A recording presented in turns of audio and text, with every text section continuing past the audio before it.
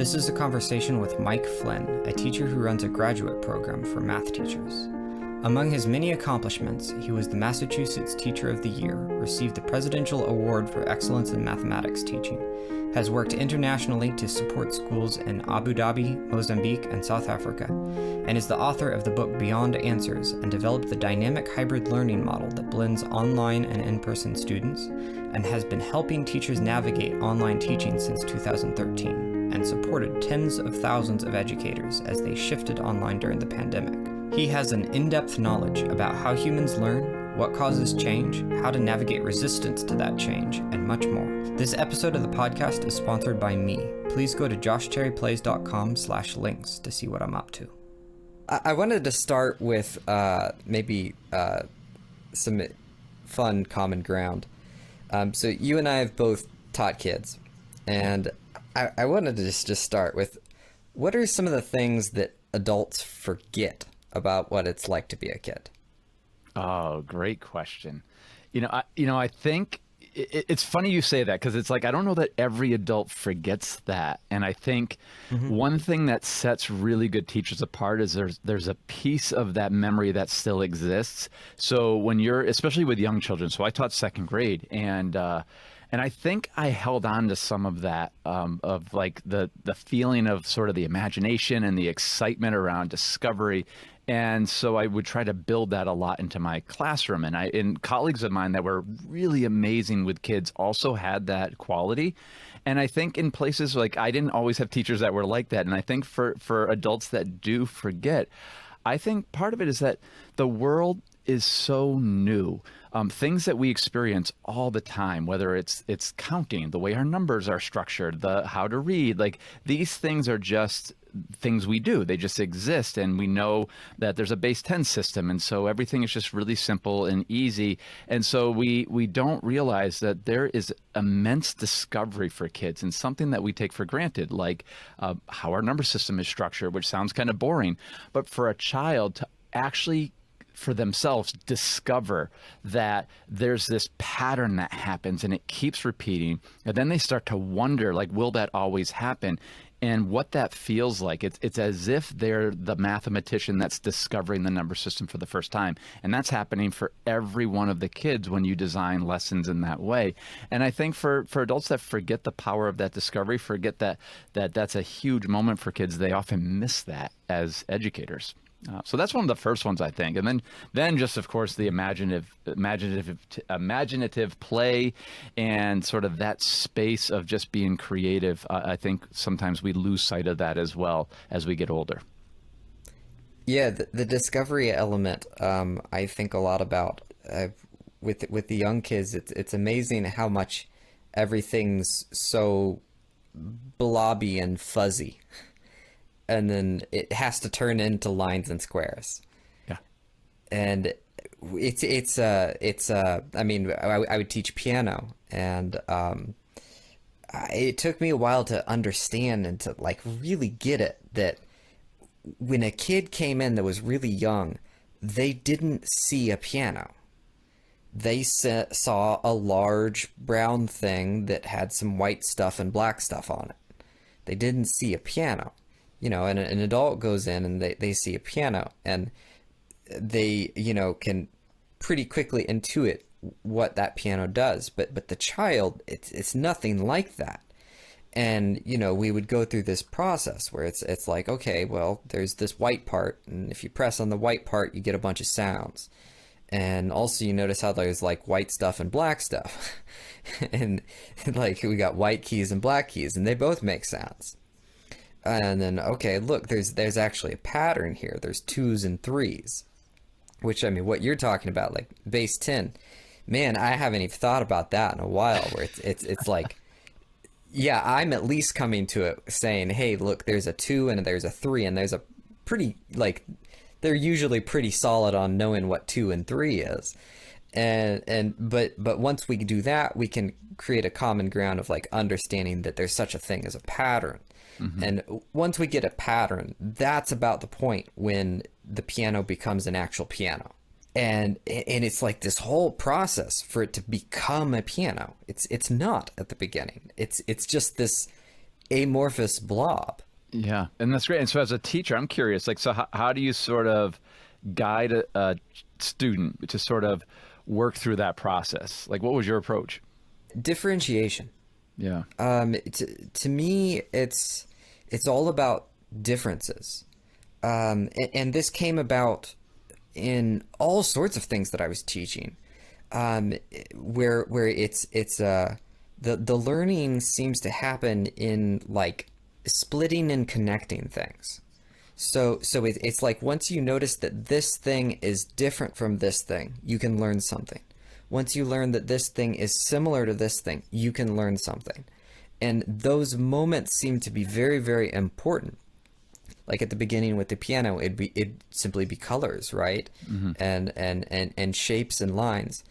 And the funny part is I'm describing this as like extremely elementary, but this actually might be a bright kid that's already very verbal and very like understanding of the world around him. He's just is a piano has never occurred to the child, right? You know, Right. it's like they might be developed in a lot of different ways, but it's just a new experience. And then like if I would get somebody that was more developed, and let's say I was teaching violin, something that I did all the time teaching violin students is there's a tendency in music, and you're a musician yourself, I'm sure know this tendency, is to learn something and engage in a habit that's like kind of halfway bad. It's Mm-hmm. not, it's still functional. It still works to use this technique that we're using on the instrument, but it doesn't really get you to a higher level of skill. It's so it like on the violin, it might just, you know, be a bent wrist somewhere where we needed a straight wrist. So the wrist is like slightly bent. It's not extreme. And what I do is I tell them to do it badly. I tell them to bend their wrist to the, you know, the worst technique possible. And I wouldn't put it across that way. I just be like, hey, let's do it this way. And they do it, and it would be very obviously, you know, the wrong direction. Mm-hmm. And they'd go, oh, I don't want that. And they'd pop back into precision, like Yeah. so quickly, because they differentiate between what they didn't want to do and what they wanted to do. So it was differentiation all the time. Is that something you found? For sure. And actually, one other thing you touched on there too is that you're engaging them in a way that's very generative. So versus saying, this is how here's the technique, your wrist needs to look like this, now copy how I'm doing it. Instead, you're letting them see that this doesn't work. So they're actually forming the neural pathways to say, this feels funny, or this isn't working the way I want. Therefore, I need to do it this way. So because it's coming from them, you provided the experience for them to discover that. But that ownership is a big part of that too. So differentiation, I think, is huge, especially because in classroom settings, you have 20, 30 kids. There's a huge range of learners, and you need to be able to adapt the same experience in ways that can reach the different students and where they are and where they need to go. But that other piece that you had around having the student make the connection versus being a receptor. So essentially, you have active learners. Learning's an active process, but a lot of times traditional school makes it passive, or traditional music lessons. Let me show you how to play this. Now copy how I played it, which is why a lot of people, I think, walk away from music. It's why a lot of people walk away from school. It's very boring to just receive direction from someone without opportunity to make connection. And I think that's a big part of it. You want investment, you want interest. And the more students start to own it, they start to realize that they don't necessarily need you. Like, you serve a very good function as a music teacher, or me as a classroom teacher, to provide experiences. But you don't need a teacher for learning. Learning happens without us. And Yes. and that by empowering kids at a young age and then continuing that through their education, you can really empower students to realize that they are in charge of their learning. And once kids unlock that, it's really hard to put that away. Schools do a good job of doing that, though. So at certain points, it's like you get a year after year of certain kinds of teachers that don't do that. You start to lose that curiosity and that drive. But, in essence, you were doing that with your music students, and I certainly would try to do that with my second graders, and now with my college students. I'm trying to do that all the time. Yeah, I don't know that I've ever taught a student a skill. I don't believe that that is a thing that is possible. I I think about this a lot. The idea of a progression, right? So in martial arts, there's the kata. In chess, when you first learn chess, you have to learn, a several move checkmate. And in surfing, you're going to learn one particular pose. And any activity you could imagine, absolutely any linear activity, you're going to learn a step-by-step process. And that's going to be one of your initial introductions to that skill. And a lot of us, as learners, we take that progression and we assume that that is the skill itself. But in reality, it's a set of steps that a teacher has constructed after 20 years, 30 years, 40 years of study to say, okay, if you were to do this a bunch, you'd be most likely to notice the things that you need to notice to actually learn the skill. And I can't see a field, at least in terms of anything that is a linear skill, right? Where it's like it requires steps. I can't see a field where this doesn't apply. Have you ever seen in any other way? Like it's because it's like, you learn one progression of like how to stand on a surfboard. Mm-hmm. Well, in the practice of standing on that surfboard, the first thing you're doing is you're getting up on the surfboard and you're panicking. So you can't learn in that state. So you just panic like 20 or 30 times. Yeah. And then some part of you integrates it enough that you're not panicking so much.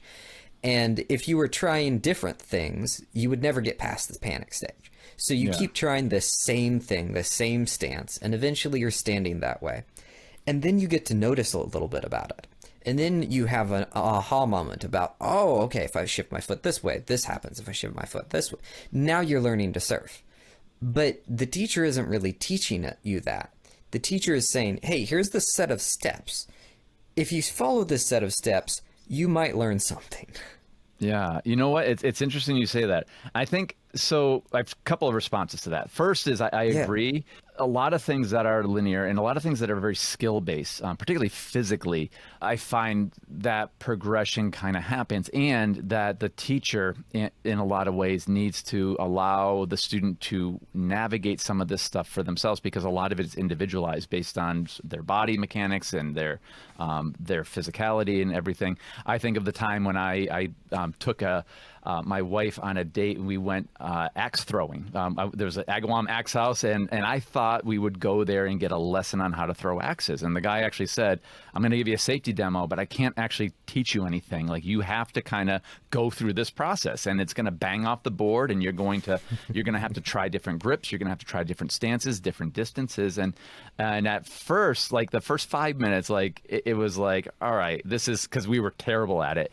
I thought this is yes, right. It's not what I expected. I really thought there would be sort of a lesson, but I also, as an educator, I'm like, I see where they're going with this, and you trust the process. And sure enough, in 10 to 15 minutes, I figured out my grip. My wife did too. And not only could we get it to stick in the board, but we could start hitting the bullseye. And at that point, the instructor came in and said, so now I've got a place now. So now that you understand a lot of the fundamentals, let's refine that. And so then the coaching comes in, where it's like let's try a tomahawk now. And so this is a different instrument. It's going to do some different things, and here's some things that you could try based on what I see that you already know and understand. So what they're doing is recognizing a skill set that I've shown and seeing how they can build off of that. But they couldn't show me that initial understanding. And there's a great quote from a colleague of mine named Deborah Shifter, and I love it. It says, no matter how patiently and lucidly teachers explain to their students, they can never understand for their students. And I love it, because it captures what we're talking about right now. They could have given me a PowerPoint on how to throw an axe, and and demoed it and showed me how they do it. But none of that would have helped me understand what I need to do to throw an axe successfully. And so that's one example of like sort of seeing that linear progression and kind of how that plays out. And we can talk about that if you want to respond, but I have also a counter around another way to think about progressions in an academic setting too. So I don't know if you want to pick apart the axe example at all, or please go. yeah. Yeah. So something that comes up a lot in math education, and I'm sure it's true for a lot of other subjects, is there's been a longstanding belief that there's like a prerequisite set of skills that you have to. So in preschool, you learn how to count, and you build off of that counting to bigger numbers in kindergarten, and you learn fundamentals of adding, and you have to learn all that before you learn how to problem solve. And so there was these like scope and sequence curriculum materials are all designed for schools to and for teachers to take kids through this progression, and it was seen very much as a linear progression. And the downside of that is that when you look at something academic with a linear progression, there's almost a natural level up feel for it, in that in a linear progression, there's an endpoint, right? There's a goal. So for instance, as a second grade teacher, maybe the end goal is that my students can solve numerically addition and subtraction up to 3-digit numbers by the end of the year. And so because there's that feeling of a progression and an endpoint, there's a tendency for teachers to feel pressure to push kids really quickly through the system, through the steps, to get them to hit this achievement that's been sort of identified as this is what we're trying to aim for. But it's not actually how we learn. It's a way to learn. It's a way to experience things. But often what happens is we accelerate kids before they're ready. We don't let them kind of linger in the place they need to linger to understand. And therefore, kids kind of go through and memorize concepts and start to disconnect meaning from what they're learning, which is why we have a lot of people in math that feel like I can do math, but I don't understand math, or math scares me because it doesn't make a lot of sense, because they've been rushed through the process. And so where a lot of researchers and educators today are looking at this progression is that it's not linear in the sense that you have to have this prerequisite skill to move on to the next one, but it's more fluid and more dynamic. You can learn something really technical and then sort of build backwards some of the underlying foundational pieces of it. So you may have a student who might know how to combine numbers, and but they might not know why it works, and so they're really good at crunching numbers, but they have no idea why if you break this number this way and combine it here, the operation still works and you get the right answer. And so in a case like that, that student would benefit greatly from creating the visual models of that mathematics to understand physically why that works, because a big part of learning is connecting new knowledge to something that you already know and understand deeply. And so what we like to think about as I work in education and try to change the way math is taught is to help teachers realize that it's a fluid process. And in math and specifically, that there's like three kind of ways that you can approach mathematics. You can think about it abstractly, which is what we often think about with math. You can think about it representationally, which is like with pictorial representations of like number lines or base 10 models and things, or with physical tools that could be like blocks and different math manipulatives that people would use to make sense of these ideas. And I like to think of those three ways of thinking about math as three islands. And while you're on a particular island, you're thinking about this particular concept using those tools. And the way we've historically thought of math is the goal as a math teacher is to get everyone on an abstract island as fast as possible. I don't see that as the case anymore. That's where we sort of identify certain kids as math capable, and the ones who are on abstract island or on a concrete island or representational island, we often look at them as like struggling kids, or they get labeled like low kids and things. And instead, we then celebrate the kids who can think abstractly, even if they don't actually have a deep conceptual understanding of what they're doing. So the kids who can compute but have no idea why it works are continually reinforced as like really strong math students. The kids who are really powerful thinkers but aren't quick with their computation are labeled as slow or low, and it's a mess. So what I like to do is think about education is all about building bridges between those islands. And to be math capable, you need to be able to have a pathway to all three islands. You need to be able to traverse all three. I have to think about an idea and be able to solve a problem abstractly, but I also should be able to demonstrate why that works through concrete representations or pictorial representations.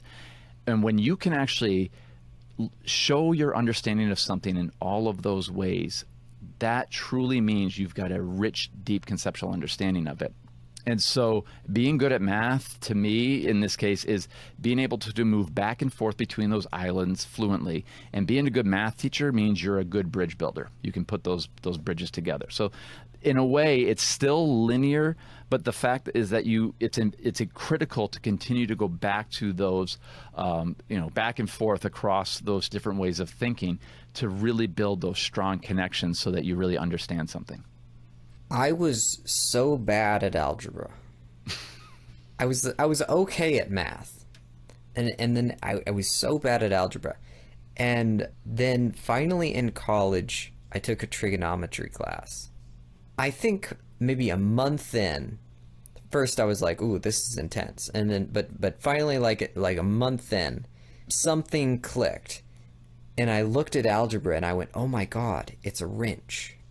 You actually use algebra for stuff? And from then on, I was good at algebra. Yeah. I made a little leap where it clicked enough that I realized that I could utilize algebra to solve trigonometric problems. It's so simple, but it made my brain melt when it happened. And Yeah. I actually did this thing where I ended up, I think it happened when I found out the definition of trigonometry, and I think the definition spoke of utilizing algebra, and I was so shocked by my realization that I went back to every math that I had studied, and I looked for the definition of what it was, and I realized that I'd never been taught any of the definitions of what it was. I was told just to do it, right? Yeah. And it gave me this clarity that just made everything a breeze, because I was able to, put it in the right perspective. And it enabled me to make an intuitive leap that, yeah, it was sort of backwards to a previous set of things that I'd been trying to study, and it benefited both. And those intuitive leaps, I think, are something that we've got to optimize for in learning. And I think about this in context of, this is once again going to something linear. If you were to have something that say step 1, 2, 3, 4, the way I conceptualize it, and I would teach music students, it was very clear to teach if it was written music, because you could break the music up into 4 sections, and you'd say, okay, try to learn this step 1 part. All right, now completely forget about it and try to learn step 2. Actually, sorry, before we do any of this, we try the whole thing, because there's always the off chance that stuff just works. Yeah. So it's like the first thing is you just try everything, and so let's go through it. And that's the big intuitive leap that sometimes happens. But if that doesn't happen, then I'd say try step 1. And maybe your intuitive leap is you grasp step 1 immediately. And then I'd say, okay, now forget about it. Now we try step 2. And maybe that's grasped immediately. Maybe we have to struggle on it. And then we try step 1 and 2. And maybe if you struggled on 1 and struggled on 2, suddenly you get 1 and 2 immediately, like as a whole. And I'd go through this iteration where it was like every possible combination of 1, 2, 3, 4, where there was an option to slog through or have an intuitive leap at any moment. And I've found that it can be tedious. So the difficulty is if the person isn't sold on the idea, it can be a bit of a struggle, but it can, I think, optimize for those moments. Does that seem to relate to what you're saying? Oh, for sure. I mean, what you call intuitive leap, right? So intuition is a huge part of learning because intuition comes from within. And if we think about learning, so how does learning happen? What does learning mean? I think you'll see how this fits nicely with this. Is that uh, we think about, we take information in, and the first place it sits is in our working memory, right? Working memory is it's short term. We can hold on to like 4 to 5 chunks of information, plus or minus two, depending on how tired we are, or, what the subject is. But working memory is it's a good place to sort of sort things out and categorize things and try to make some sense of this new material. And part of working memory is we can go into our reserves, into our long-term memory, and pull back things that might relate to this new idea, so we can start to process it and make sense of it. And long-term memory is our intuition. It's the stuff that makes sense because we've deeply conceptualized it, and we have essentially our long-term memory is organized in schemas, which is basically categories. We take new knowledge, we begin to fuse it with things that we understand, and we might make subcategories. We might pull in different models or different ways, different experiences to connect to it.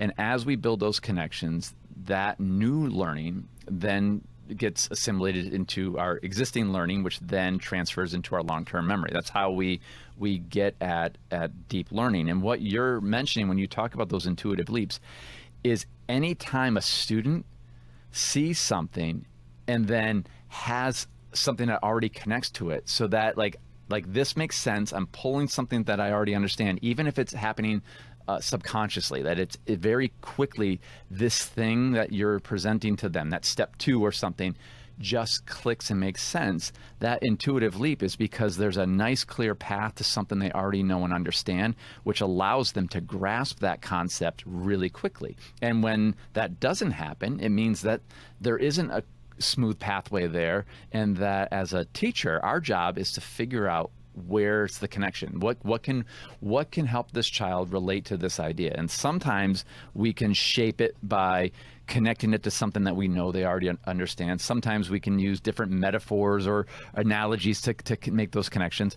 And then other times it just requires them to have time with this new knowledge to start to build their own understanding of it, which is kind of that iteration that, as you say, sometimes kids that they don't have, if they're not as into it, it's harder to do. But when you can sit there and basically engage in deliberate practice around something, you could also create some of those schemas. You might design a brand new schema, and then as you have this stronger sense of it, it also becomes part of your long-term memory. So I think that aligns with just basic learning theory, which is it's huge, and that's what it's all about. And I think anytime teachers have struggled, and anytime you've had a teacher where you thought, I just didn't get this didn't make sense to me, a lot of it is that they were teaching in a way where they weren't trying to build connections. It was, here's my content, let me deliver what I understand.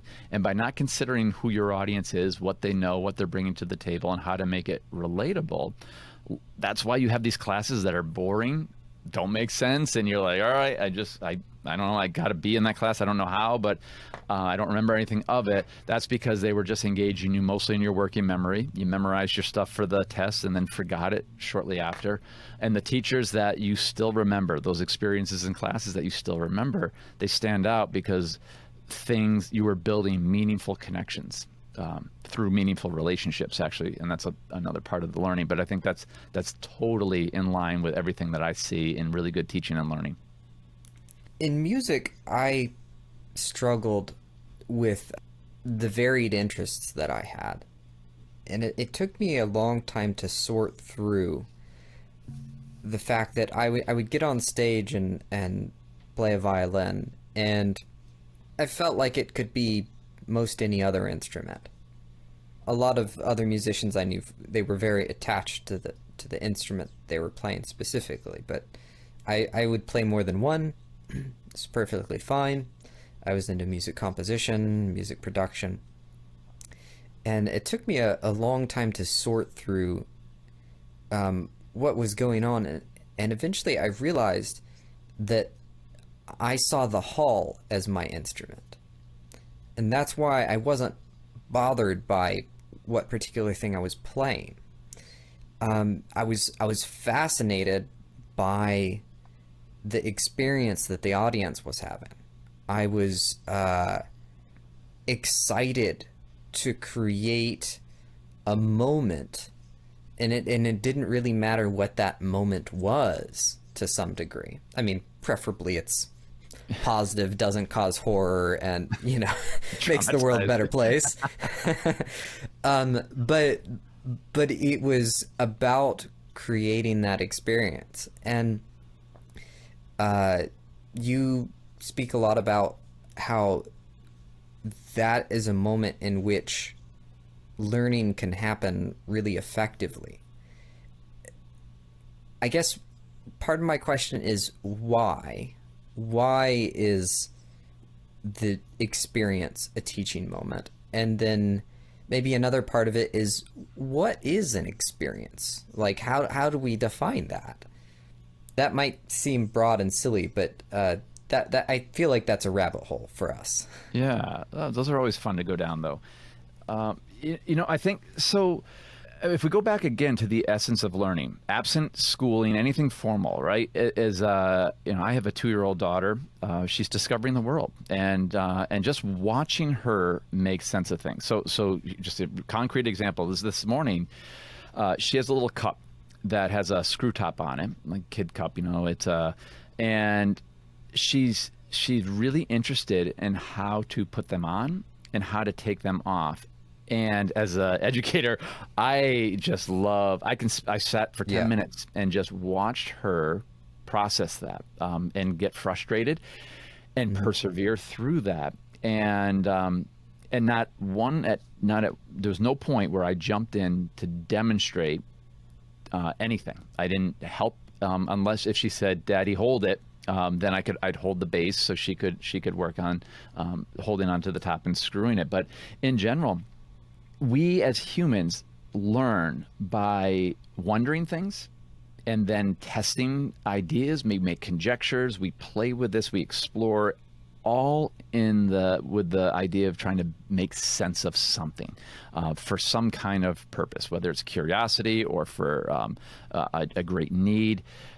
We're learning creatures by nature. And so in essence, every experience is a learning moment. There's potential in any experience. Right now we're learning. Like as we're talking, I'm listening to your ideas and I'm thinking about them, and you're giving me new ways to conceptualize sort of learning through the lens of music. And I'm sure I'm sharing some things about learning that you're also trying to make sense of. So we're capitalizing on this experience. And I think in some ways that when we think about teaching and learning, that sometimes we in education, the greater formal education, we look at teaching as a thing that we do to people. We teach them something, which is all about what I know and what I can impart on other people. And the problem with that is that it's a push, right? I'm going to push something on you. So I could go ahead and just lecture you for 90 minutes here on everything I know about how people learn, and I could put PowerPoints up and all that, and you can just sit and receive my knowledge. But at some point, you're going to start to tune out, even if I'm engaging, even if I've got great stories and great visuals, because at some point, there's only so much you can hold on to at any time before you need to do something with that. And I think the way that we actually learn is not by receiving information passively, but by being active, present participants in our own learning. And a really good teacher recognizes that. And you mentioned the word facilitate before, and I couldn't agree more, that a good teacher is a facilitator of learning experiences.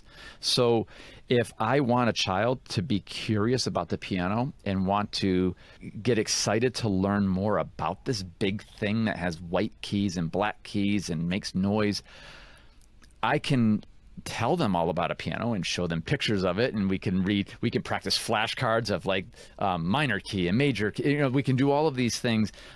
That's not going to spark the interest. But if we, as a music teacher, invite that curiosity, allow that child to just play, to bang on the keys and to bang on the high ones and the low ones and to run their fingers across it and to open it and close it and push the chair in and out. We're allowing them to start to build their own understanding. They're constructing the schemas for what is a piano and what does a piano do. And as a good instructor, you would observe all of that. And you might ask guiding questions to, like, well, what would happen if you did this? What would happen if you push the keys, but you put your foot on that little pedal there? I wonder what would happen then. Like, well, you're not saying do this and you'll notice that the note will sustain. You don't, like, you just say, I wonder what would happen.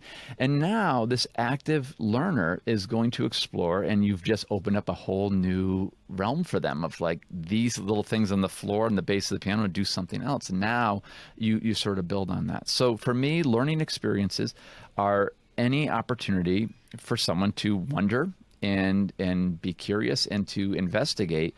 And we can squelch that as educators by taking over the process and just doing a brain dump, just sharing everything out, or we can embrace that. Now, it's not to say that everything is just free form and we'll just let a kid, like every piano lesson is just them climbing on the piano and goofing, right? Because then you won't get anywhere.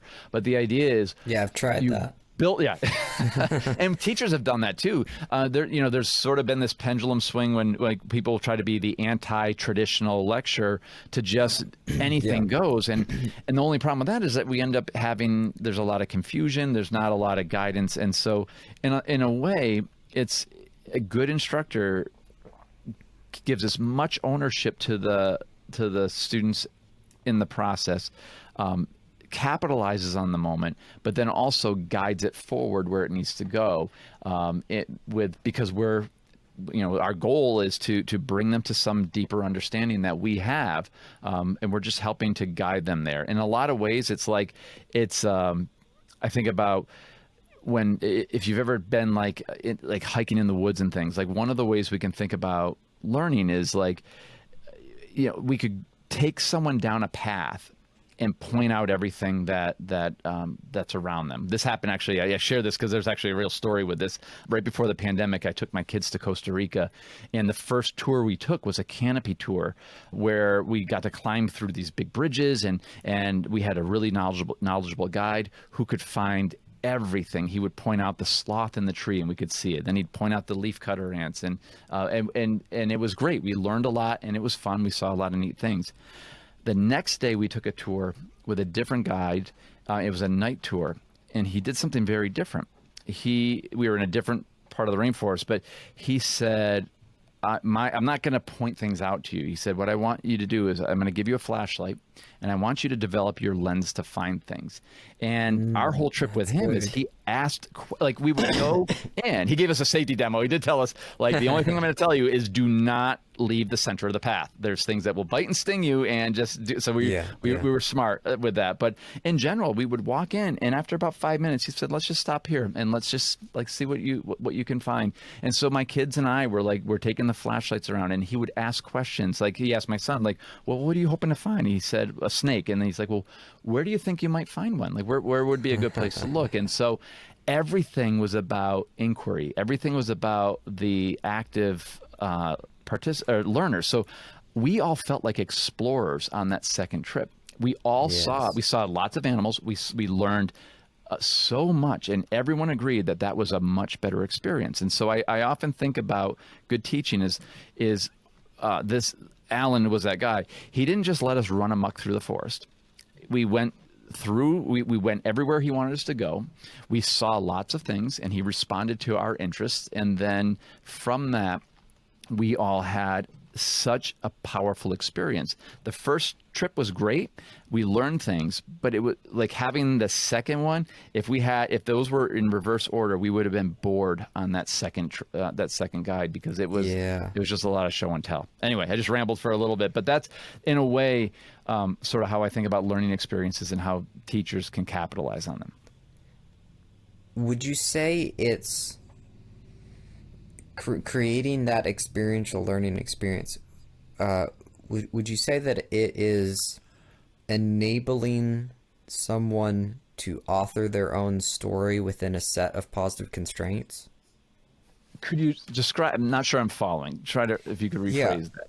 So author your own story, as in, you're writing the script, but there's constraints to it where we're going to go down a specific alley. So somebody can have an experience within a framework that they have a degree of leadership over.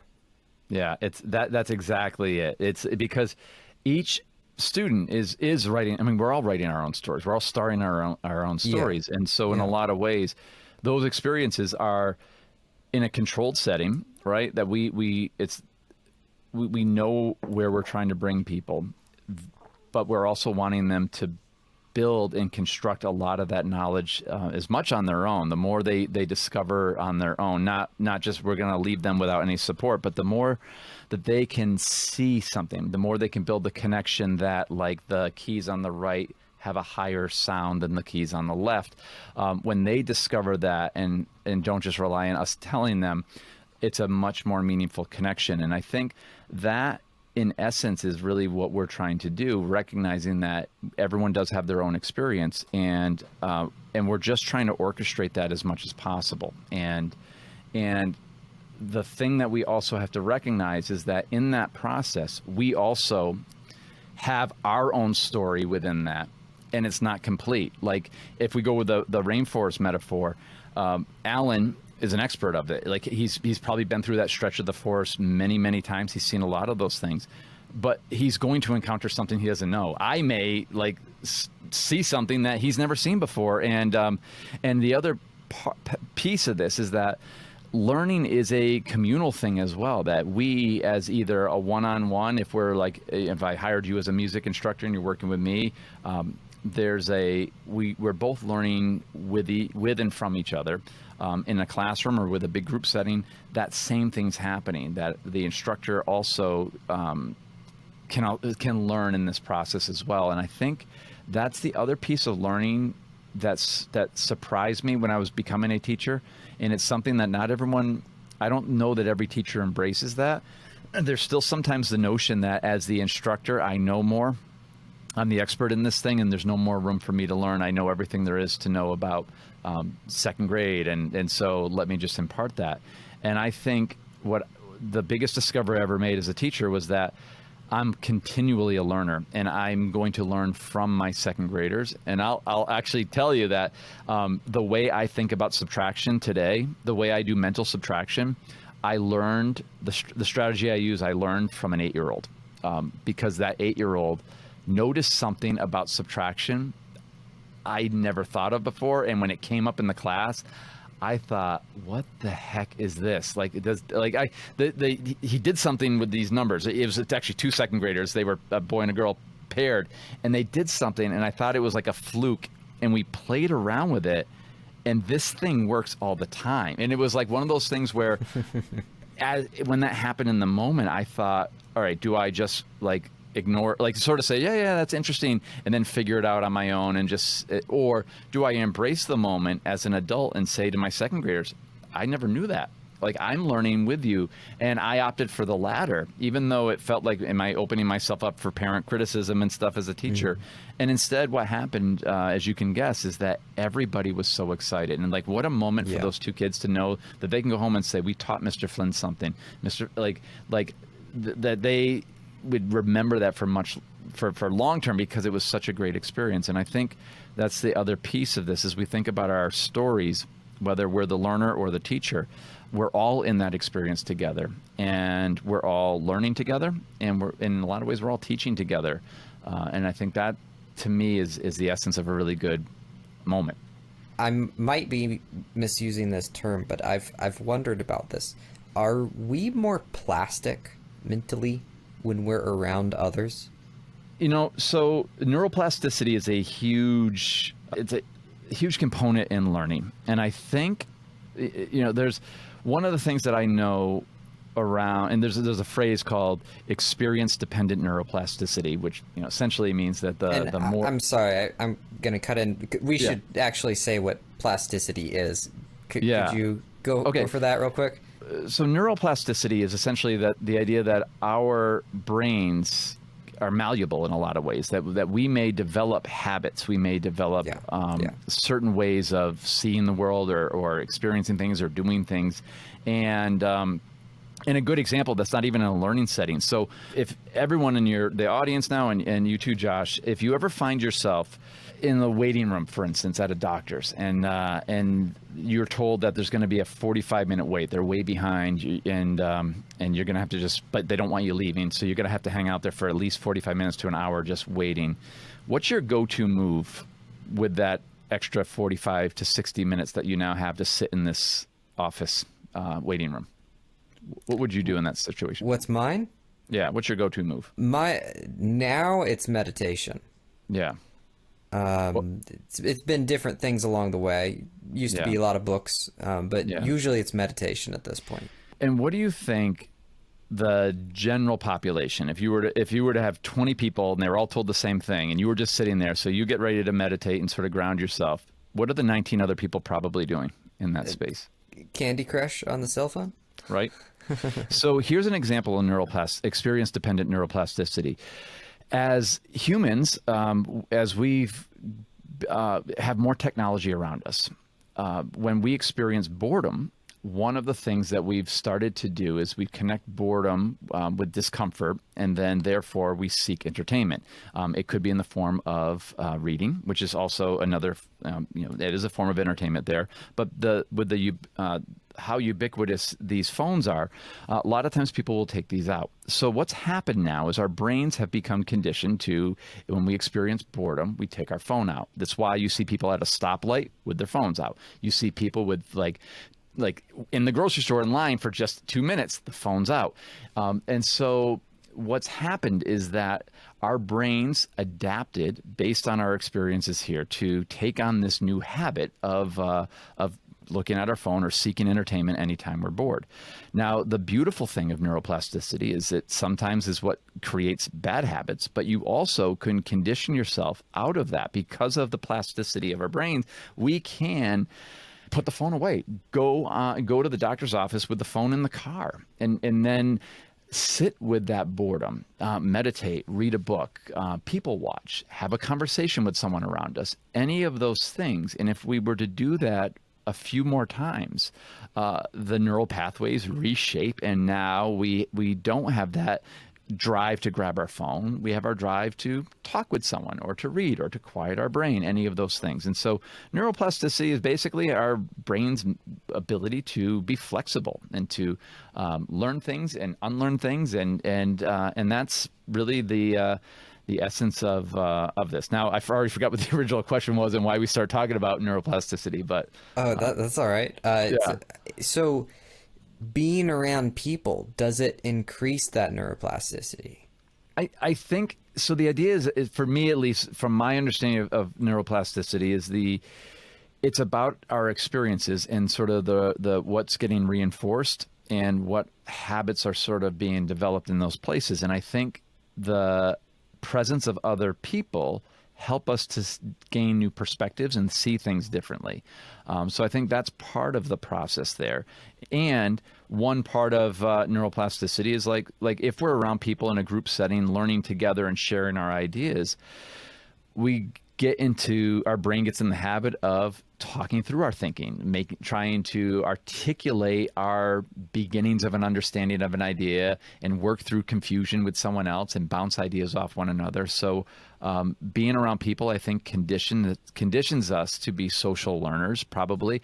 And people do share strategy. Like if you had a really interesting way of solving a problem, or you had a really interesting way of analyzing a book, or whatever you're sharing, I'm going to, that experience of me being around you, listening to your ideas, trying to connect to your ideas, is shaping neural pathways for me. And the more we do that, the more I might start to adopt some of the ways that you approach this work. And likewise, you might adopt some of the ways I do, or we might blend some things together and have just a better understanding of the idea. So I might think about the problem from this angle. You still think about it from this angle, but because I now understand your approach and you understand my approach, We have a much broader way of looking at this particular problem that we're trying to solve or something. So I think it has something to do, like the people can have an effect on neuroplasticity.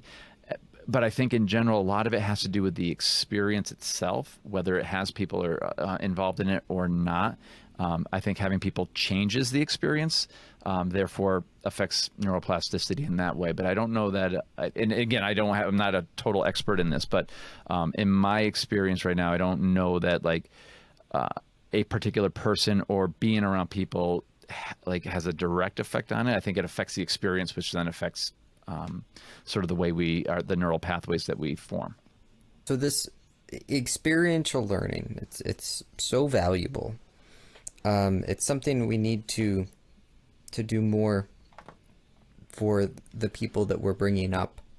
Also, I really believe that the process of learning doesn't change very much as we age. That it's really quite similar when we're older.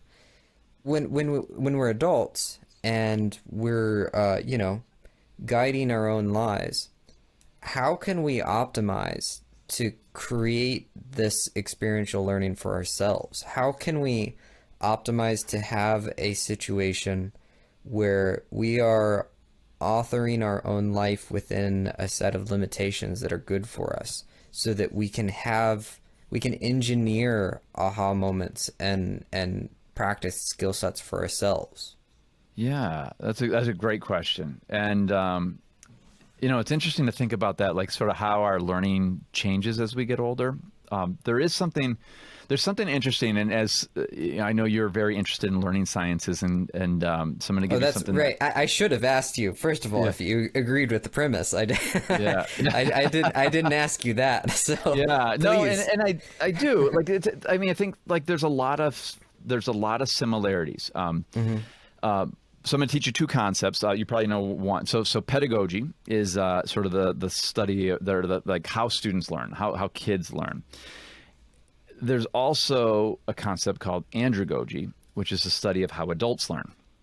And there are similarities with the two, but there's some differences as well. So there's a big thing is that for children, a lot of their learning is for later, if that makes sense. Like if you're a student in school, right? There's you're learning these things because eventually you're going to go to college, and eventually you're going to have a job, and eventually you're going to have to do these things. For adults, oftentimes they're learning out of an immediate need, right? If someone comes to me, so I do a lot of work in schools helping teachers change the way they teach. Sometimes people come to my program in the summer and to learn from me. When they come, they're not learning how they might teach math 10 years from now. Yeah. They have a struggle they're trying to navigate, and they want help now. And I think that's one of the biggest distinctions between how children sort of come to learning. And not to say that kids don't have an immediate need, but that pressing immediacy and relevance is central to adult learning. Now, Agreed. You're speaking from like sort of a self-learner, like how do I engage in this as myself versus like how do I as an adult teach another adult? But I think there's some things in here that overlap with these two. So the first big difference with adult learners is the immediacy. The second thing is that adults also bring to the table a vast amount of experience. They have in terms of just living, like the lived experience, the intuition, all that, like the schemas that have been formed in their long-term memory. There's a lot more that they can tap into.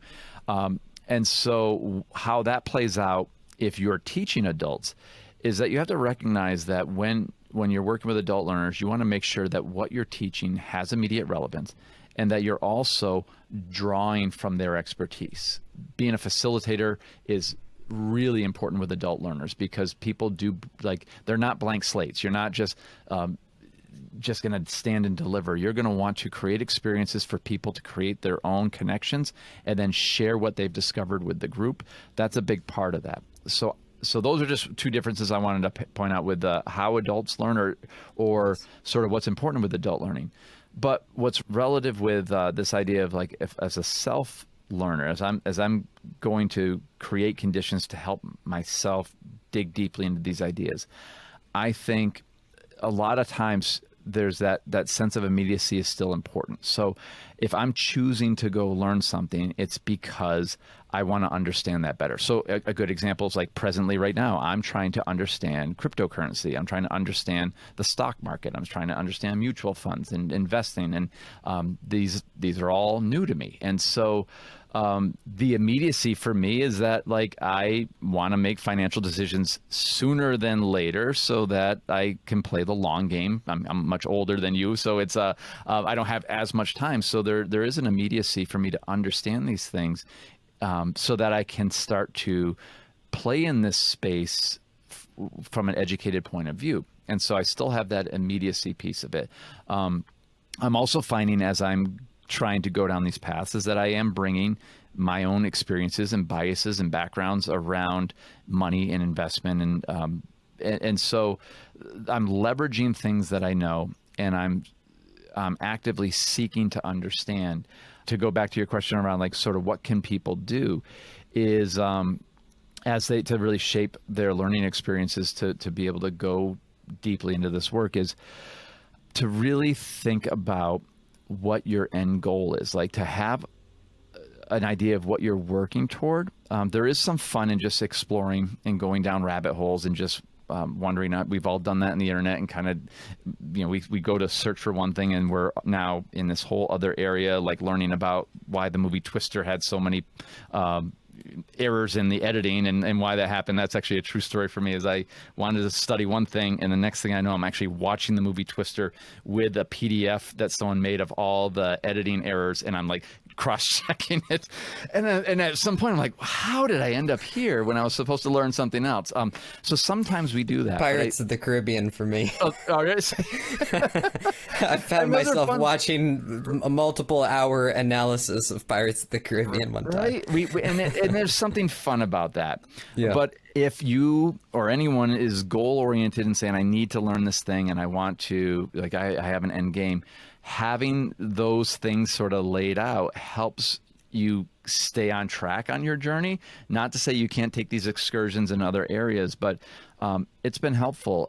The other piece that I would say that people can do, and this is something I'm also doing, is because we are social creatures, find people that can learn with you. And so I have a small group of friends and colleagues that we're all sort of studying investing together. And so it's like there's constant group text going back and forth, and as we get new resources or podcasts and things, we're sharing things, and it's been it's motivating, and we're learning from one another. So people are sharing something that they've read or a mistake they made, and that too is another thing that I think we can do. You don't have to go it alone. Sometimes it's helpful to have thought partners and people to challenge your ideas and to push you further. And so those are just some of the quick ideas around this, around how we can sort of support our own learning.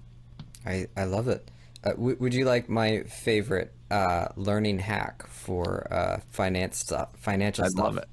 I'd love it. This is not investment advice. You always got to say that, right? Right. Yeah. And it goes counter to almost everything I've studied, but I found it incredibly effective, which it seems like such a no-brainer once I started thinking of it this way, which is if you're at a point where you think you might need to learn something about an asset, a financial product, something, just go buy it. And that's the idea. So because and I mean, this doesn't work, if it's $1 million minimum on some purchase or something, but Right. but most things you can buy $5 of these days. Mm-hmm. And to, like, let's say it goes to zero, $5 as a price to get your brain to focus on that thing with the ferocity that you focus on things that you're invested in, to me is a very, very low price. Yeah. And that is one of the coolest hacks I know of. Is it's like, oh, you're thinking about getting invested in Bitcoin. Oh, you just go buy $5 of it. You don't even think about it, and it's like okay, I've spent $5 on Bitcoin. Now your brain goes, I own Bitcoin. I own Bitcoin. Oh, look, there's a Bitcoin article. And it's the what is there's a word for it, a reticular activation system, RAS. Is that right? I don't know. I just think of it as skin in the game. So Yeah, there you go. yeah, I might have butchered that. But the idea is like, the thing that you have skin in the game for, your brain focuses on, and yeah. your learning is just, I don't know, at least 2x. I think so. Yeah. Right. I mean, because there's investment. You've put even $5. That's a part of you in that now, and sometimes you just need that extra motivation.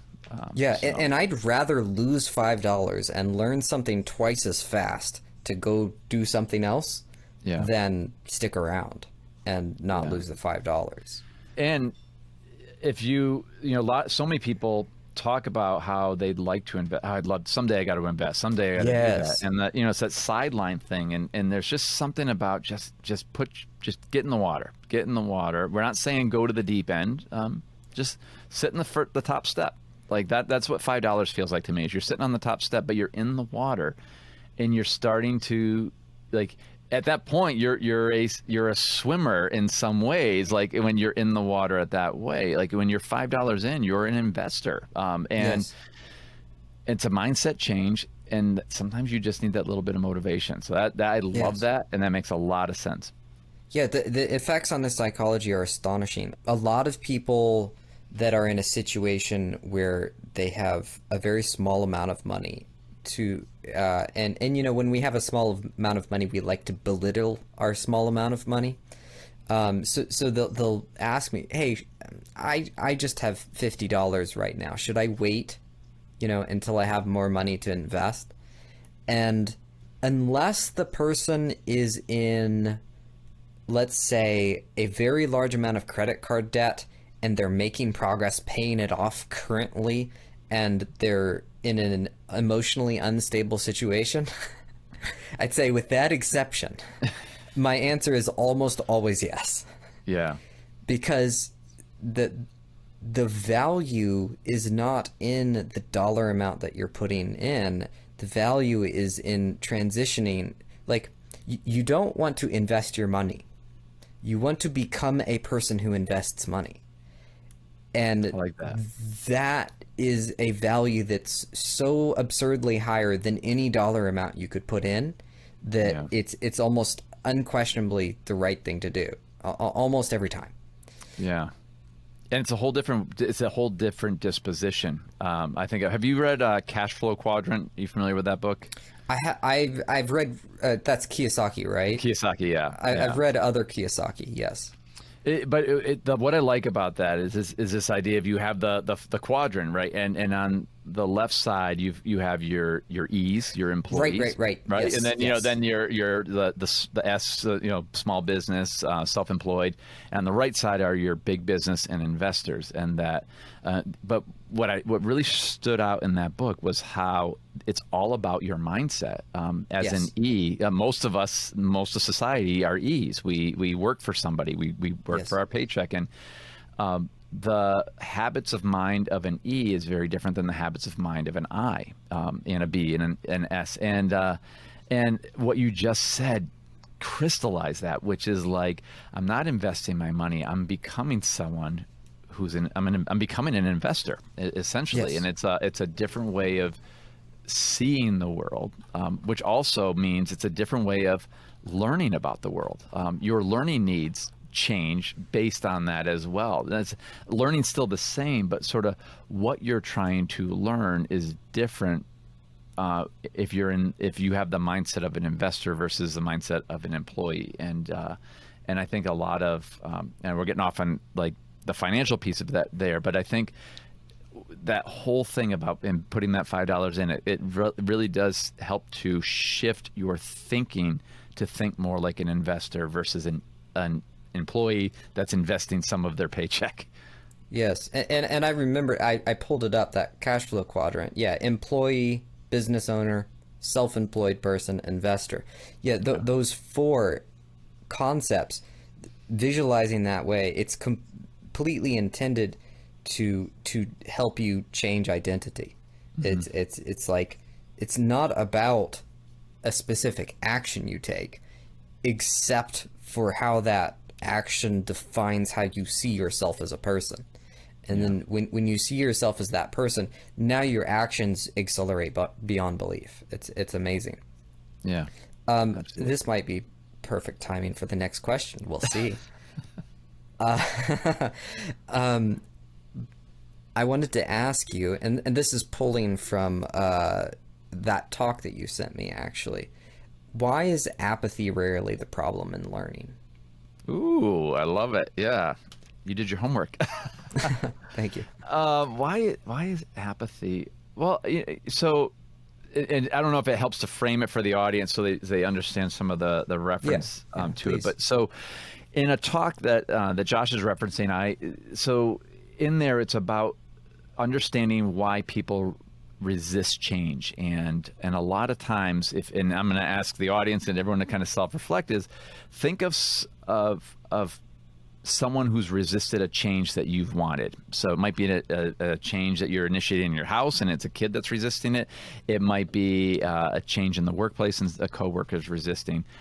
Oftentimes, if I ask people to think about what are some stereotypes that you might make about somebody who resists change, you'll see, I've done this with audiences of thousands, and what I'll hear over and over again is that people are lazy, they're stuck in their ways, they refuse to do that. We often look at people that aren't willing to adapt to change are basically showing apathy. But when you actually dig into why people don't learn or why people don't change, it's often a lot of other systemic things that are causing that. It could be that they had no say in the change. It could be that they're afraid of, they have some anxiety about like their lack of skills around it. It might be that they have very little knowledge about it. And so as you start to look at those reasons why people might feel that way, you start to see that there's usually a cause for that. That's not just that they're lazy or they're just showing apathy. And so I think in the case of learning, the reason why we see this as probably the least one is that I think all of us here on earth are trying to just make the most of our time here, which means that most of us have some motivation and desire for whatever our goals are. And they could be great goals, they could be big goals, small goals, it doesn't matter. We're very goal driven and we have wants and needs and all of that. Because of that, it's rare that you have someone who just doesn't want to do anything for just the fact that they have no desire and drive at all. And it appears like apathy, but a lot of times that lack of desire is fear, anxiety. It could be related to past trauma. It could be that whatever this thing that they're needing to learn or do is so abstract and out of their understanding, so they're feeling overwhelmed and intimidated. There's a lot of reasons people present apathy, and it's not apathy. And I think we often go to that spot of blaming that, saying, "Oh, it's just because Josh is lazy and Josh doesn't care." Because it's easy for me to do that. If my goal is to teach Josh something, and I should talk to you. I feel like I'm talking to your audience. You can see how I shift to speaking to an audience. But Josh is like, I try to teach you. As you resist, as you don't engage with me, it's easy for me to say, well, he's just lazy. Fine. I don't need to worry about it then, because now the work is off me now. It's your fault, and so I've done what I need to do, and so therefore. Because you're showing apathy, I'm going to just disengage and I'm done. It's easy.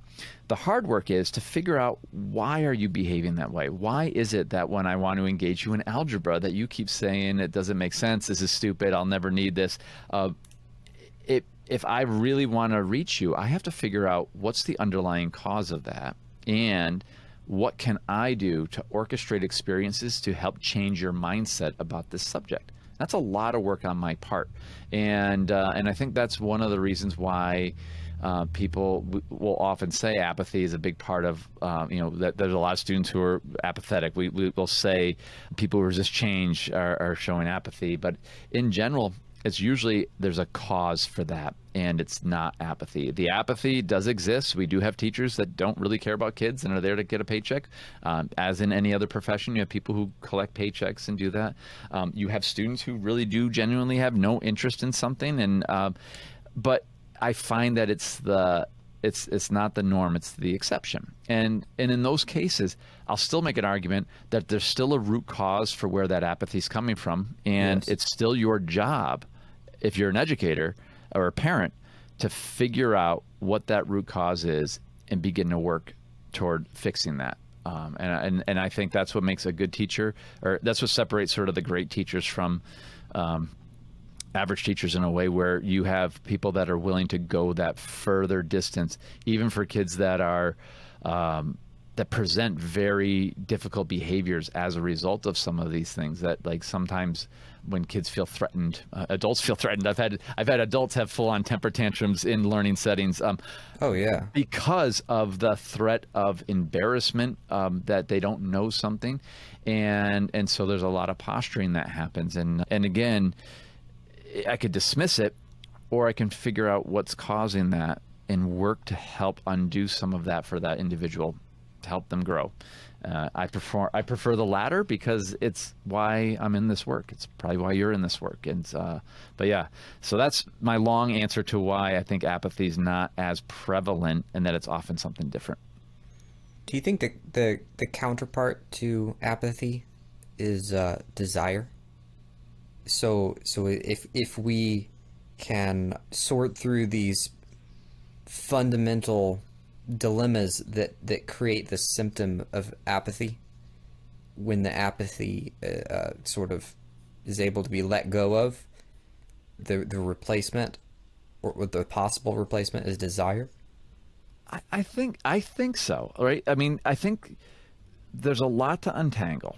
And so sometimes it helps to kind of think about it through a concrete example but I think one of the things that we try to do is, if we're working with someone with apathy, or we ourselves find ourselves with what feels like apathy, Oh yeah. I know I'm supposed to do this thing, I just have no desire to do that.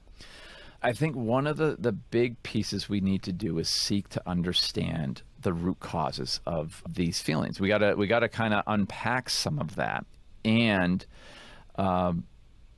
there's a lot of ways. I think one of the things I talked about in the talk was the 5 whys.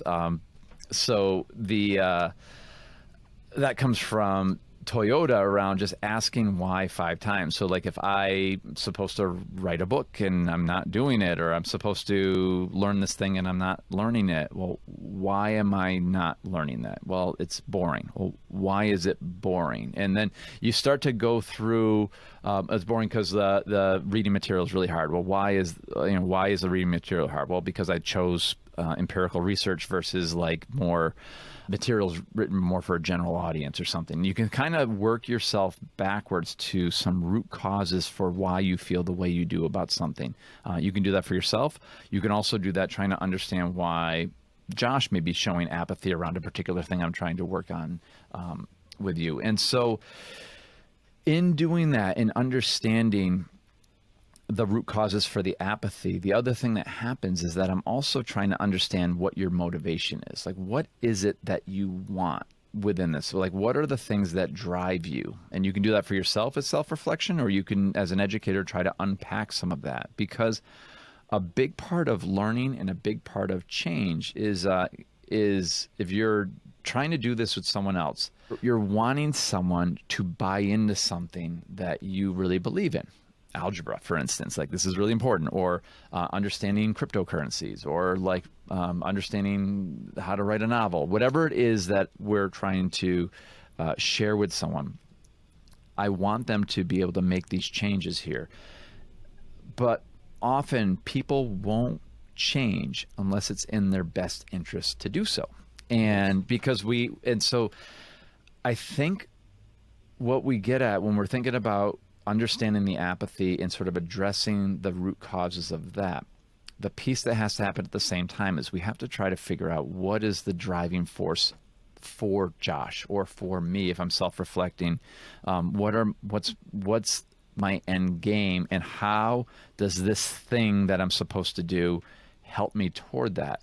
And I think by simultaneously trying to dismantle any structural things that are causing negative feelings around a subject or a change effort, and seeking to clarify goals and sort of how, like, what's the path forward with this particular new idea that I'm supposed to learn, I think you decrease anxiety and apathy and increase drive and motivation. I think those things happen together, but it all comes from understanding the person. And I think the thing we haven't really talked about today with learning is the importance of relationships, both like with a teacher student, like if I'm instructing you, it's our relationship and our dynamic and my the efforts that I take to really understand you and what you need and how you learn and what works and what doesn't work with you, and how I also convey like my what works for me and help you understand me a little bit. The stronger that relationship, the more I know about how to teach you. That's really what it comes down to. And for people who are self-directed, I think we also have to really take stock of who we are as a learner. What are the strengths that we bring? And then also own what are the pitfalls for us? Like, what are the things that we really struggle with?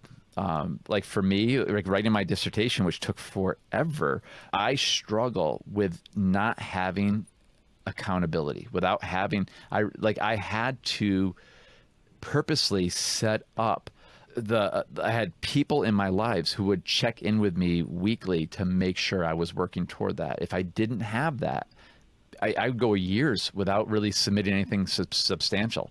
And when I got a new doctoral chair, I had to say, I'm really bad at this. I need you to not let me weasel my way out of anything, and I need you to hold me accountable, and I need you to be tough. And I said, be like a football coach, like yell at me if you need to, but I need that accountability. And she was great. And honestly, until I recognized that and could own that, I went years without making progress on my doctoral work. And so I think for just to sort of summarize, like as an educator, you want to understand your students really well and build that strong relationship so that you can be more impactful as an instructor. And for you as a self-directed learner, you really want to know you and advocate for what you need, and be okay with the vulnerable parts of you, the things that you're not so good at, because otherwise you'll just be in these cycles of that often just perpetuate these, I'm going to say, like feelings of failure in some ways, which then could mask as like apathy. And in a lot of ways, that's what I looked like as a grad student. And that's where neuroplasticity comes in to kind of bring it full circle, because when you have those negative feelings about yourself as a learner, and you kind of, that just becomes your thing. Like, I just can't get this done. I'm not good at that. That becomes your mindset and sort of your disposition. And you can get yourself in a rut that way. And that's how a lot of people don't make progress in life. So I really believe in this concept, and the questioning of the why you're feeling a particular way, and exploring that deeply. I really believe in that. I also really believe that desire is a fundamental thing that people can tap into, and that the unfettered person, and by that I mean the person that is able to shed some of these fears and hangups, naturally taps into desire, and that's something that makes them the capable person that they can be. And I wanted to add, it doesn't work if it's a judgmental line of questioning. Of course, you know this, but it's just I feel so strongly about this, because even, when somebody brings up this line of questioning, like, hey, you should try this, like, why do you do this? Why do you do this? Like, it just pulls this like memory in your head, you know, of like something from childhood of like, well, why did you do that? Oh, And and it can like have a really instinctually negative reaction. But I use this line of questioning with my clients all the time these days that I coach, and and I try to do it. I try to the way I like to say it is establish a lowest bullshit premise as soon as possible. yeah. And so the idea is like, you know, I'll ask a question with a sort of a visceral wording of like, oh, does that make you feel like you want to curl up into a ball in your closet? Like, you know, Yeah. it certainly does make me feel that way, you know, because lots of things make me want to curl up in the fetal position in my closet, you know, life's hard. Yeah. But if you can manage to go down that line of questioning, like you're saying, and I really think you can do it for yourself. And the reason why I mentioned the judgmental aspect is I think you can question why judgmentally to yourself. You know, like I think you can do it that way. But if you can flip it to have the one could almost say you're practicing learning in that line of questioning because you're practicing the curiosity of it, right? So like, Yeah. oh, you don't want to do this thing. It makes you feel like death. Why does it make you feel like death? I'd love to know. Let's find Yeah. out. And you go through that line of questioning, and usually at the end there's just something incredible that you can provide for yourself. And out of that seems to spring desire, and from there learning seems to be almost a natural next step, or maybe you're just practicing learning all the way through. Yeah. That makes sense. And I think one thing also just for your audience too is with that line of questioning, 'cause I appreciate you sort of clarifying that, because there is something about why, like why, well, why this, and that can go in another direction we don't want it to go. The other thing that they say often with the 5 whys is that it's not the 5 blames. And so sometimes when we go down like a 5 whys is like it lands on people, like, oh, the reason why this doesn't work was because Josh is lazy, right? That's and so what they'll say, those who subscribe to the 5 whys, is that if you end and the answer to your why is a person as the root cause of the problem, ask why again. We're trying to uncover systemic problems, not people problems. And so that's just one challenge too. So if you go through that as a self-reflection and then you end up, well, the whole reason is because you're just not good at this thing, ask why again. Don't end on a person. It's not a blame. It's a effort to try to understand what are the things in your environment that may have caused you to behave this way, or to whatever else you're trying to investigate. Yes. I want to be conscious of your time. Do you have time for a couple more questions? Sure, Or absolutely, yeah. okay, okay. And this one might be a little bit leading, but I think it builds on what we were saying, which is just what is the importance of clarity in the act of making a change? Good question. So I mean, what I think about with change is like, if change is hard in general for people because we are creatures of habit. We develop routines so that we're not having to spend our days consciously thinking about everything that's going on. So if every one of us thinks about sort of what are the things that we do almost unconsciously throughout the day, because it's just how we've lived our lives for the last 10, 15 years. A good example I sometimes do, and Josh, you can try this right now, is just cross your arms. Can you do that for me right now? So go ahead and just cross your arms, right? You probably didn't have to think too much about it. What I'd like you to do now is cross your arms again, but do it in the other direction. Oh, so God. yeah. And just as you do that, describe for your audience what it's like. What's going on now? Oh, it's amazing. I've played with this. The sensation of awkwardness that Yeah. it feels utterly unnatural. It does, right? To do the exact same thing that you've done your entire life with a slight variation. Exactly. And the amount of conscious effort you have to think about, like, okay, so is this going down? Wait, does this hand Oh come up? yes, I had to math it. Right?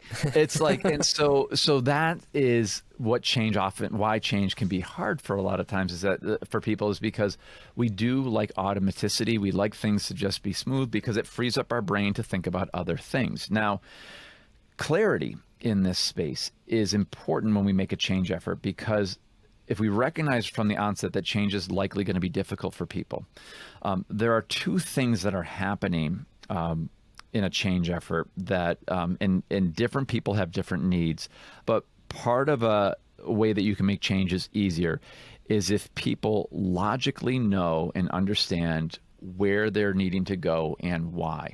And the more clarity they have around that, it gives them the vision for the path forward.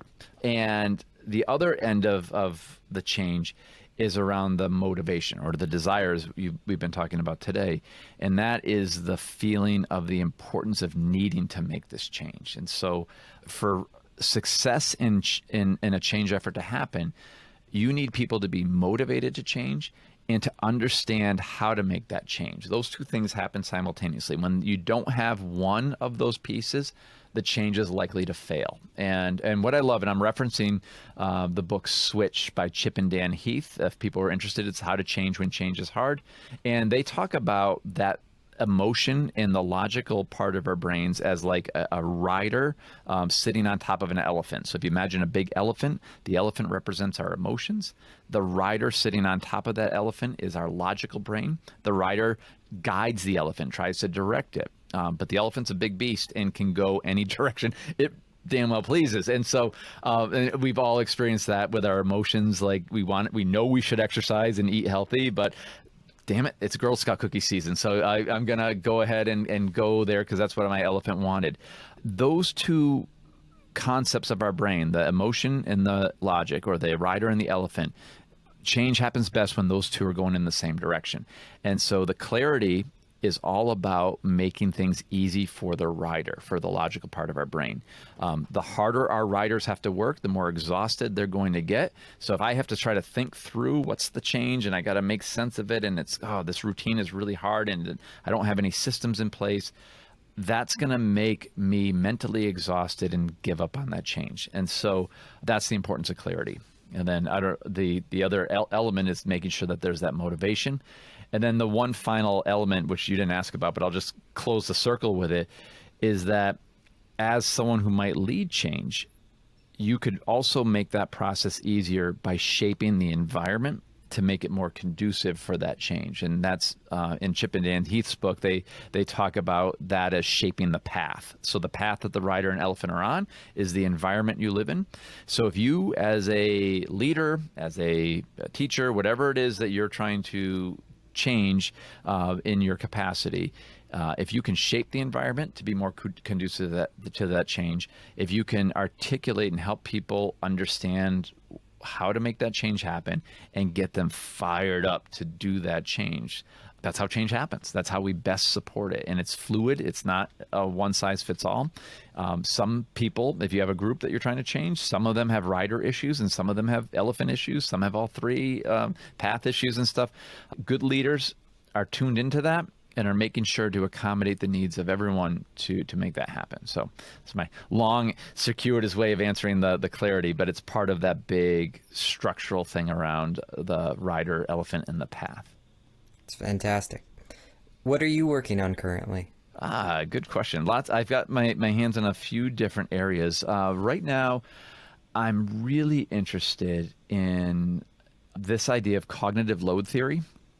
And it relates a little bit to this idea of what I was talking about with working memory and long-term memory before. But essentially, cognitive load theory is about how we manage the cognitive loads of our students and ourselves, and just in any kind of situation. So what's really fascinating is, like, when we think about cognitive load, oftentimes we think about like just as like, well, I'm curious, when you hear cognitive load, what does that mean to you? I'm just curious what you're under. I think of like the cargo in the back of the pickup truck, like how much work is going on.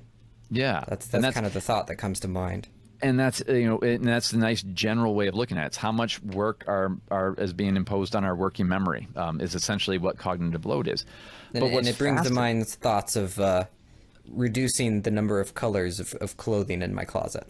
there you go, right? Exactly, like Steve Jobs. There we go. You could do you should do black turtlenecks and stuff.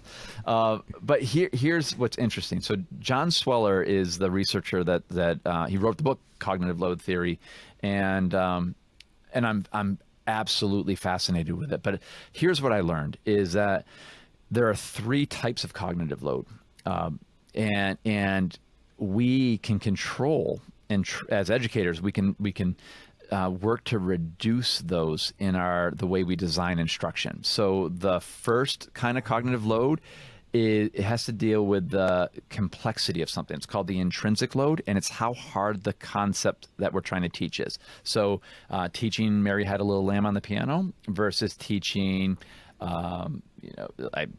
you're give me a classical song that's hard. I'm not a pianist. Bach, okay? Yeah. So the Bach piece has a high intrinsic load. The Mary Had a Little Lamb has a low intrinsic load. So the more complex something is, the more drain it has on one's mental energies. So that's the first thing. So what we can do as educators is work on making this particular thing less complex. It might mean breaking things down into smaller steps. It might be framing things differently. It might be there's different ways that we as educators can reduce how hard something is by the way we shape that lesson. The second cognitive load is all about distraction. So this is the extraneous load, and these are the things that a learner has to filter out in order to focus on what the target is for that particular time. Now, this is things like environmental things that are out of our control, like noises and stuff like that. But there's a lot of things that we do as instructors unintentionally that actually make it harder for students to filter things out. I think that one's super underrated. Totally. And like, to me, this is one of the biggest ones that adults can control for themselves, because it's usually just a cell phone. Exactly. So as a self-learner, like, we need to filter out all of our distractions, because everything that you have to try to ignore is going to cause more mental drain. And essentially, there's what I call the myth of multitasking, which a lot of people are like, oh, I can do these things. It's not multitasking. You're just basically shifting these from one thing to the next, back and forth.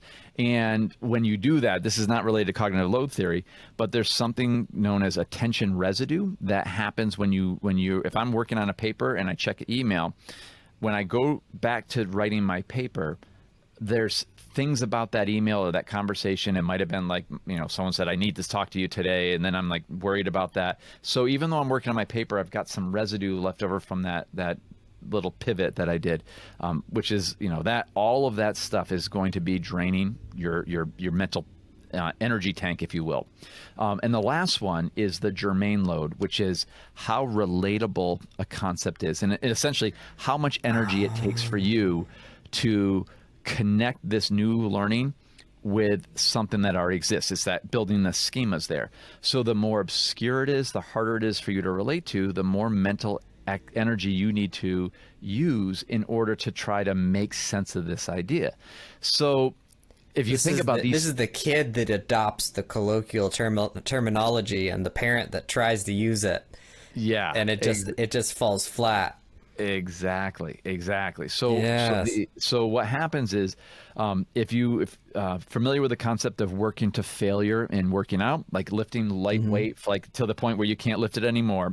Once you get to that point of failure, you cannot lift that weight anymore, even if you had your best pump up music, you've got a coach that's yelling at you. Nothing's going to happen until you've had a recovery period.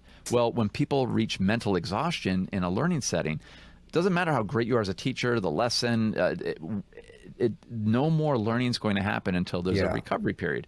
So understanding cognitive load and how we as educators create experiences that reduce the cognitive load,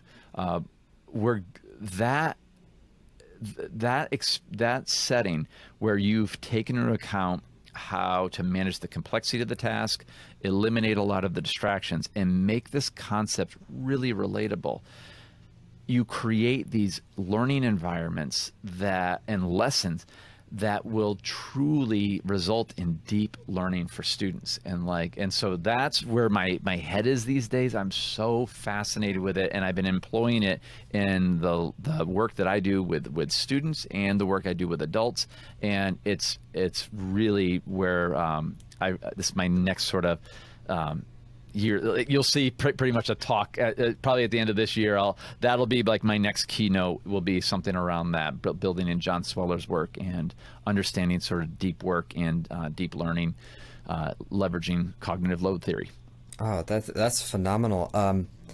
Yeah, I mean, when I was 20, I was a workaholic, and I would say that the one of the major costs of that was just irrationally overloading my cognitive load, and I saw how that could be just so utterly damaging.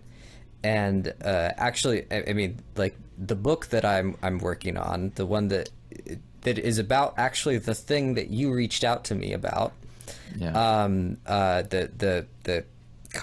learning theory concepts that I was exploring, it's really based in a lot of that. It's related to that because it's like, man, you're a finite creature in an infinite world, and you gotta factor that in. You gotta factor in that you got limits, and if you can operate within the limits, life's way better.